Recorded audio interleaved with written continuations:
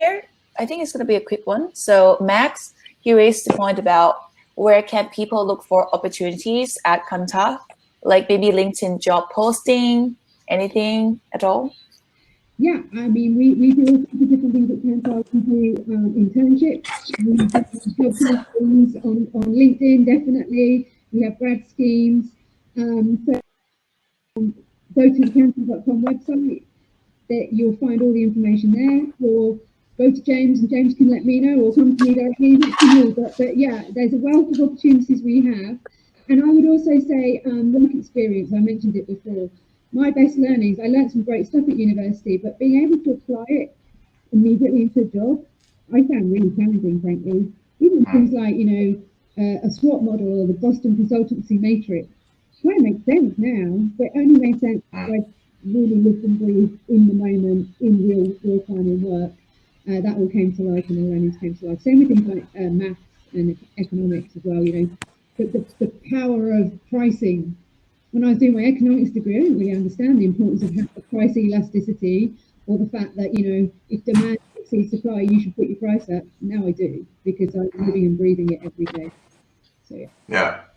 I thought I'd just close on expanding on the point you made in your keynote, Caroline, about where business is at now and how this pertains to the impact on careers. Because hey, it's bloody hard. It is. There's businesses suffering. We know that there's going to be a lot of pain to come. We know there's going to be issues with the unwinding of the furlough scheme. There's going to be difficulties. It's going to be a hard job market, but there's something about the way of business, I think, in the next years to come, where they realize that this is now an accelerant for dramatic change. Many clients I'm speaking to, boards, C-level, chief execs, etc., are saying that they've probably accelerated in the space of 3 months, about 3 years further down their transformation journey than they anticipated, because now they've got this burning platform that it's critical that they digitize, they improve their technology stack, and this is now essential for their survival.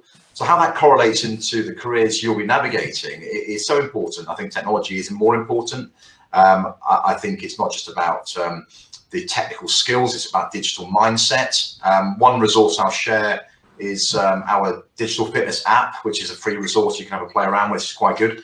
But for me, it's going to require bold thinking, people that can do things differently, can put forward new propositions that haven't been considered before, and a bit of bravery in their career rather than just applying for jobs. We're going to have to make new jobs. And I think people that have got that adventurous, bold and brave spirit are going to do quite well. So, don't rest on your laurels, don't wait for it to happen.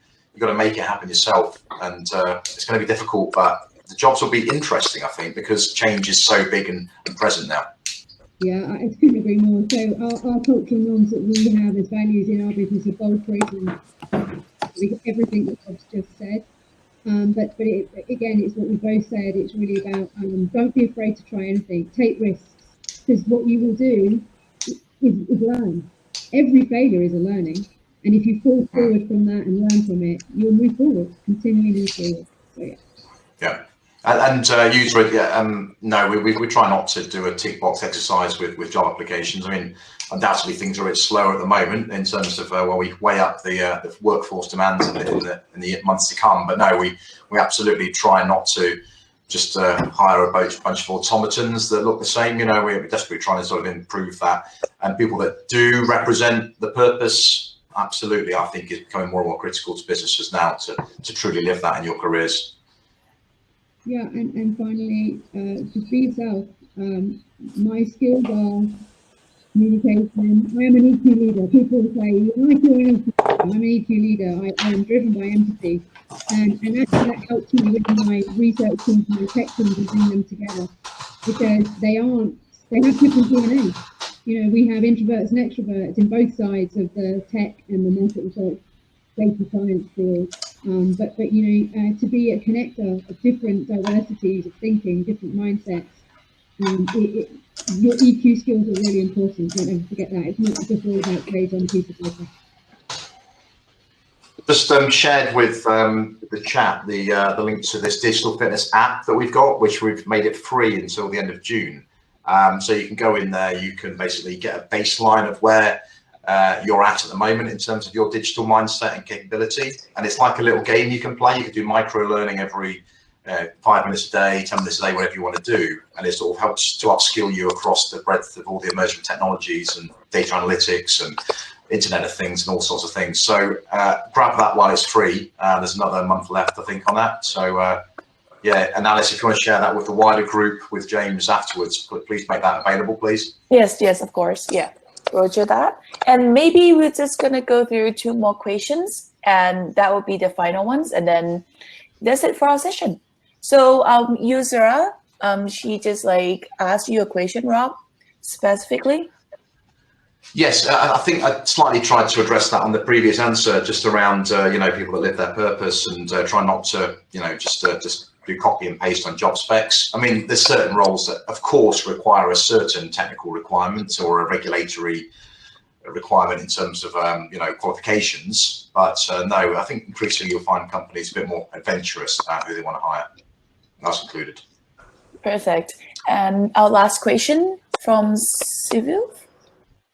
Was it Clive? Yeah, Clive. I think I mean, Clive, the thing I shared. I mean, again, this is something that we are heavily involved with globally now at government level, and this whole pandemic and this lockdown crisis has kind of accelerated this thinking in governments and businesses now. How do we, at scale, you know, shift entire parts of the workforce out of traditional industries into new industries and new sectors and new types of jobs? So you know, age. Absolutely now, we can't afford to be ageist. We have to shift huge amounts of the workforce into digital skill sets, and I think this is now the sort of the platform to accelerate that. So yeah, please have a go at doing this app, see what you think, and you know, feel free to send me a LinkedIn invite and connect.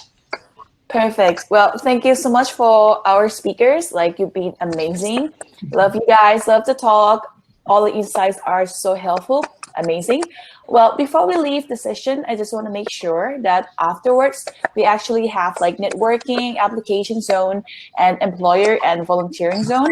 So for the audience, if you guys are still up for it, you can just like scroll through, try to explore what we have for the rest of the time here. And thank you so much for attending.